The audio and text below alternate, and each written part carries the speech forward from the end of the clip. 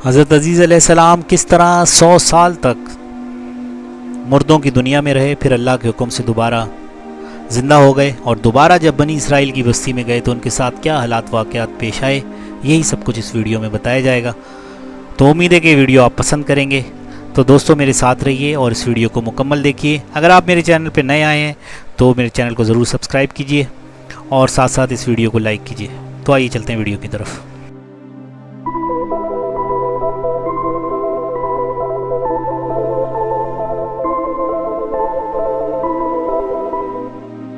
حضرت عزیز علیہ السلام ایک دانا اور متقی آدمی تھے۔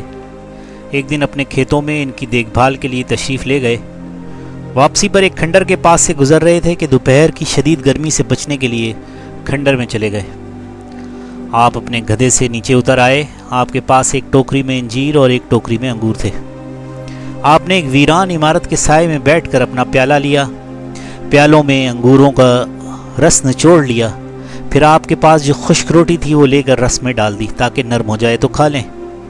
پھر دیوار سے پاؤں لگا کر چت لیٹ گئے۔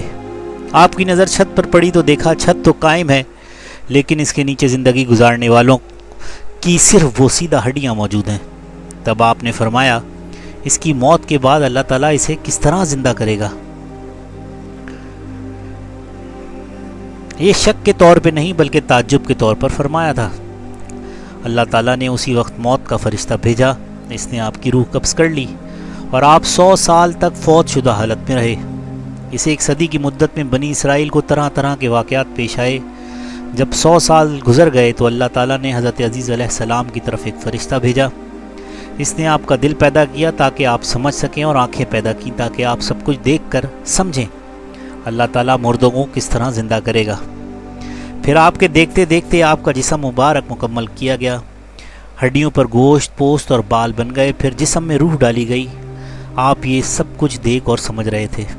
جب آپ اٹھ کر بیٹھ گئے تو فرشتے نے آپ سے کہا، آپ کتنا عرصہ یہاں رہے؟ آپ نے فرمایا، 1 دن ٹھہرا ہوں یا اس سے بھی کم، کیونکہ دوپہر سے پہلے یہاں رکا تھا، جب اٹھا تو شام کا وقت تھا۔ فرشتے نے کہا، آپ یہاں 100 سال رہے ہیں۔ اپنے کھانے پینے کو دیکھیے، یعنی وہ خشک روٹی اور انگور کا رس دیکھا تو وہ دونوں چیزیں اسی طرح تھیں۔ رس خراب نہیں ہوا تھا اور روٹی بھی ابھی تک خشک اور نرم نہیں ہوئی تھی، اس لیے فرمایا بالکل خراب نہیں ہوا، یعنی اس میں کوئی تبدیلی نہیں آئی۔ انجیر اور انگور بھی تازہ حالت میں تھے۔ آپ کے دل میں خیال آیا، یہ کیسے ہو سکتا ہے؟ تو فرشتے نے کہا، اپنے گدھے کی طرف دیکھیے۔ دیکھا تو اس کی صرف وہ سیدھا ہڈیاں ہی پڑی تھیں۔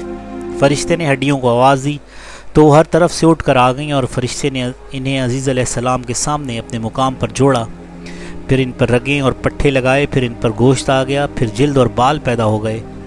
پھر فرشتے نے پھونک ماری تو گدھا آسمان کی طرف سر اور کان اٹھا کر بولنے لگا۔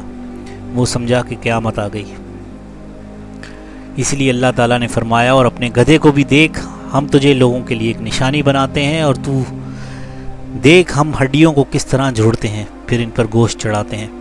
یعنی گدھے کی ہڈیوں کو دیکھ کس طرح ایک دوسرے کے ساتھ جڑتی چلی جا رہی ہیں۔ جب پورا ڈھانچہ بن گیا تو فرمایا، اب دیکھ ہم اس پر کس طرح گوشت چڑھاتے ہیں۔ جب یہ سب ظاہر ہو چکا تو آپ کہنے لگے، میں جانتا ہوں کہ اللہ تعالیٰ ہر چیز پر قادر ہے۔ آپ گدھے پر سوار ہو کر اپنے محلے میں آئے تو لوگوں نے آپ کو نہ پہچانا، اور آپ کا بھی کوئی شناسا چہرہ نظر نہ آیا۔ آپ کو اپنے گھر کا بھی پتہ نہیں چل رہا تھا۔ چلتے ہوئے کسی اور طرف نکل گئے۔ آخر کار اپنے گھر پہنچے تو دیکھا وہاں ایک اندھی اپاہج بڑھیا بیٹھی ہوئی ہے، جس کی عمر 120 سال ہو چکی ہے۔ وہ آپ کی لونڈی تھی۔ جب آپ گھر سے نکلے تھے تو وہ 20 سال کی تھی۔ آپ نے اس کو پہچان لیا۔ آپ نے اس سے کہا، اللہ کی بندی، کیا عزیز کا گھر یہی ہے؟